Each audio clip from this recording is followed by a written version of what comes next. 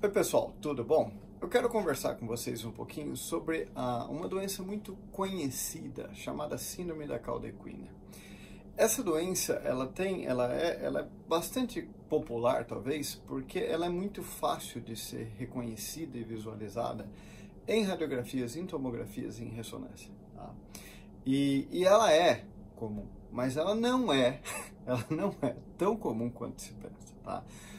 E por que eu gostaria de gravar esse vídeo? Bom, porque a gente, nas últimas semanas, tem visto vários casos, tanto nossos quanto de outros colegas que encaminham para a gente pedindo ajuda, com esse diagnóstico, e eu diria que na maioria das vezes não era esse diagnóstico, tá? Então, dois pontos que eu quero tentar deixar claro nesse vídeo, e eu vou colocar para vocês na sequência, porque a gente tem acho que 4 ou 5 vídeos onde a gente já falou de alguns aspectos dessa doença, tá?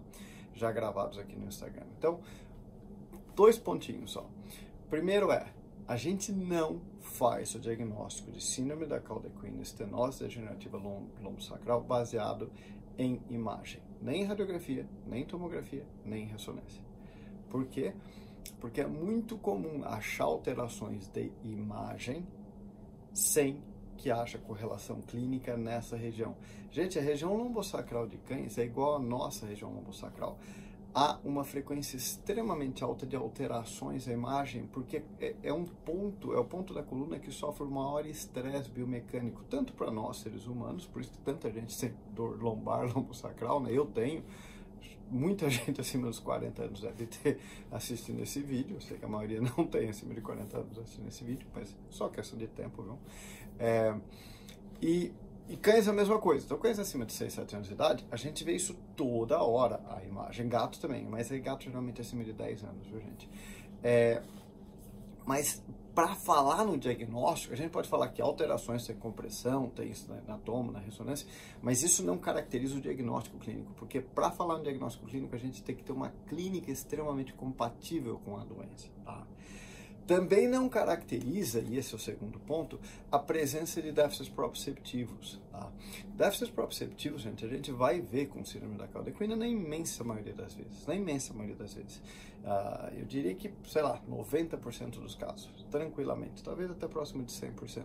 Contudo, a gente vai ver, e aqui eu trouxe um amiguinho nosso de longa data, vamos dizer, a gente vai ver déficit proprioceptivo com problemas afetando todo o sistema nervoso periférico do membro, a região lombosacral, onde não tem medula espinhal, é muito importante entender isso, tá? Não tem medula espinhal na região lombosacral, faz parte da coluna vertebral, é coluna vertebral sem medula espinhal, muito importante entender isso. Qualquer região da coluna tóraco-lombar, torácica, ou seja, tóraco-lombar, cervical, tronco encefálico e córtex. Tudo isso, todo esse caminho bem longo pode gerar déficit proprioceptivo, tudo isso. Então não é porque o paciente tem fraqueza de membro pélvico que a gente encontra déficit proprioceptivo que a gente pode falar, não, esse paciente tem síndrome da cauda equina. É um cachorro de 8, 9, 10 anos de idade, labrador, golden, pastor. Talvez ele tenha até alteração na imagem, mas a gente tem que fazer o exame neurológico do paciente direitinho, porque a presença de déficits proprioceptivos é um sinal, é uma alteração muito sensível de problemas neurológicos, mas extremamente inespecífica para falar para a gente aonde o problema está. Tá? Como é que a gente faz então, por exemplo? Vamos aí que a gente tem que avaliar a marcha é extremamente importante. E assim, eu tenho um vídeo, eu vou linkar das alterações, de tudo que é de sinais, mas tipo, cachorro com síndrome da cauda equina, estenose lombosacral, não tem ataxia proprioceptiva, não tem, de jeito nenhum.